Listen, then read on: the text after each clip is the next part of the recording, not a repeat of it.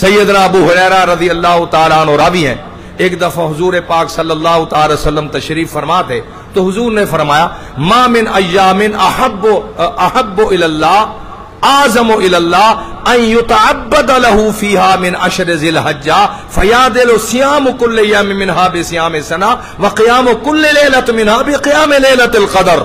رواہ الترمذی۔ سیدنا ابو ہریرہ رضی اللہ تعالی عنہ فرماتے ہیں ایک مجلس تھی، حضور علیہ السلام بھی تشریف فرماتے ہیں، صحابہ کرام بھی بیٹھے تھے، حضور علیہ السلام نے ارشاد فرمایا کہ سال کے 360 دنوں میں سے سب سے زیادہ اعظم سب سے زیادہ عظمت والی نیکی اللہ کو ان 10 دنوں میں لگتی ہے اور تمہیں اس کا اجر بھی عطا کرتے ہیں۔ صحابہ نے عرض کی یا رسول اللہ ان کی ذرا تفصیل تدسو کہ ان 10 دنوں کے اندر کی نیکی 360 دنوں میں سے اللہ کو زیادہ عظیم الشان ہے، ہمارے لیے اللہ نے رکھی ہے، ادھی تفصیل تدسو۔ حضور علیہ السلام نے فرمایا یاد لو کا معنی برابر،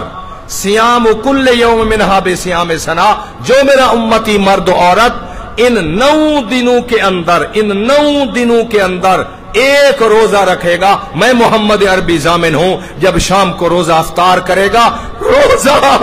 ایک افطار کرے گا، اور جب افطار کرے گا تو اللہ فرماتے جبرائیل اس کے نامہ اعمال کے اندر افطار کر رہا ہے، روزہ مغرب کی اذان آ گئی ہے، ایک روزے کا ثواب نہیں لکھنا، پورے سال کے 12 مہینوں کے روزہ رکھنے کا ثواب لکھنا ہے۔